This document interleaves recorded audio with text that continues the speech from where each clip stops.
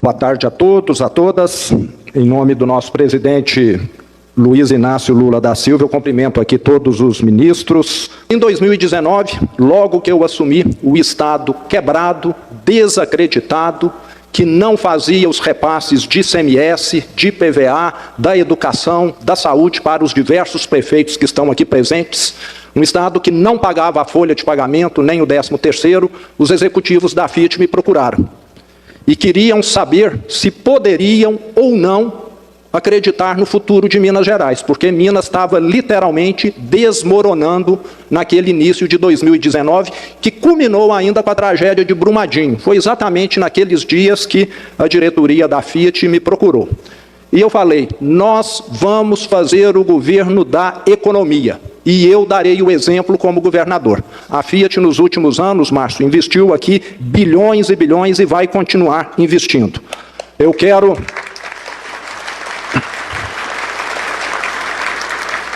Nós somos o que tem o menor número de secretarias, 14. Mas para time ganhar campeonato, não precisa colocar 20, 30 jogadores em campo, não. Precisa de 11 craques. E é o que nós temos feito aqui. Agora faz uso da palavra o ministro de Minas e Energia, Alexandre Silveira. Infelizmente, não é possível esquecer. O desgoverno passado não acreditava na nossa indústria. Mas, graças ao senhor e ao vice-presidente Alckmin, ao ministro Haddad, ao trabalho incansável do ministro Rui, a sua equipe, ministra Macaé, a indústria, a nossa história voltou a ser respeitada. Um avanço que começou com a visão, mais uma vez, do presidente Lula, lá atrás, ao apostar nos carros flex no Brasil. A Fiat comprou essa ideia ainda em 2003, no seu primeiro mandato, presidente Lula, onde eu tive a honra de servir ao Brasil à frente do Departamento Nacional de Infraestrutura de Transportes.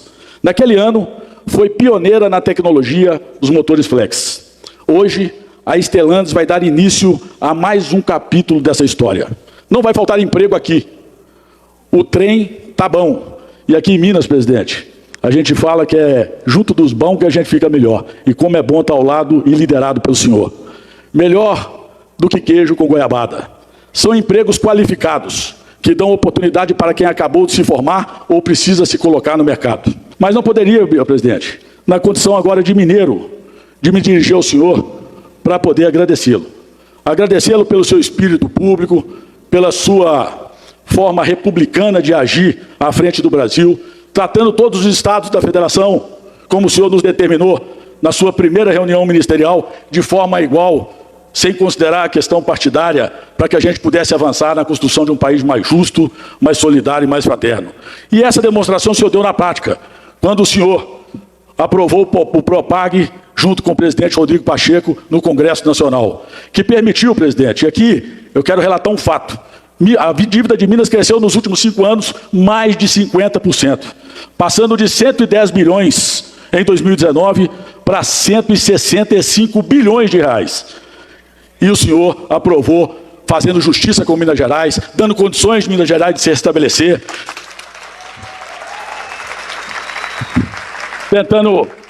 tratando Minas como Minas sempre tratou o senhor, dando uma vitória ao senhor em Minas Gerais, todas as eleições que o senhor disputou para poder governar o Brasil. E assim será, mais uma vez, se Deus quiser. E eu dizia sempre o seguinte, por que as coisas dão certo no meu governo? Alguém aqui se lembra quanto cresceu a economia no governo passado? Alguém se lembra? Alguém aqui na Stellantis tem conhecimento de alguma obra feita pelo governo passado aqui no estado de Minas Gerais? Se tiver, pode levantar. Que se tiver obra, eu agradeço. Dou os parabéns. Mas não tem nem aqui e nenhum estado da federação. Porque foram 4 anos de mentiras. Foram 4 anos de provocações. Foram 4 anos de negação. Inclusive a negação com a vida das pessoas, a ponto de ter morrido 700 mil pessoas, metade delas por irresponsabilidade de quem tinha que cuidar da vida das pessoas. Esse país nós não queremos mais. Esse país da mentira nós não queremos mais. Nós queremos um país do sonho das meninas que eu recebi, de uma menina como essa que se formou engenheira e vai entrar aqui na Stellantis e vai poder crescer na vida, vai poder construir sua família, vai poder crescer da forma mais eficaz. É esse sonho que nós temos que garantir, porque a nossa vida é de sonhos. Eu tenho sorte, muita sorte de montar uma equipe extraordinária como essa aqui. Porque o importante não é discutir se você tem 1 ou 10, o importante é discutir a qualidade das pessoas que você tem. nos compromissos que as pessoas têm. Eu não quero só um cara formado em filosofia, um cara formado em engenharia, um cara formado em qualquer coisa. É muito importante o diploma, mas eu quero pessoas que tenham, antes de tudo, sensibilidade no coração para entender o problema da sociedade brasileira, para saber como é que vivem as pessoas, como é que uma pessoa desempregada, como é que vive uma pessoa que está na rua, porque muitas vezes é passado para a gente a ideia que quem está na rua é vagabundo, não estudou. Não, muitas vezes não é nem vagabundo e não é porque não estudou, é porque essas pessoas não teve a mão estendida do governo, do Estado, da Prefeitura, do governo estadual, do governo federal, para que essa pessoa tivesse chance. E esse é o papel do Estado. Esse é o papel do Estado. É por isso que aqui em Minas Gerais tem quase 370 mil jovens que estão recebendo o pé de meia. E por que estão recebendo o pé de meia? Porque nós descobrimos que 480 mil jovens do ensino médio desistiram da escola para poder ajudar no orçamento familiar.